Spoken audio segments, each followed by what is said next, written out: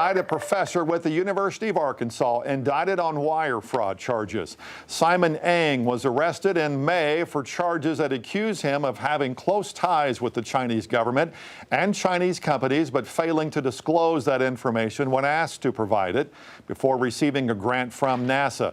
According to the U.S. Attorney's Office, Ng has been indicted on 42 counts of wire fraud and 2 counts of passport fraud. If he is convicted, he faces a maximum of 20 years in prison for each wire fraud count, 10 years for the passport fraud charges.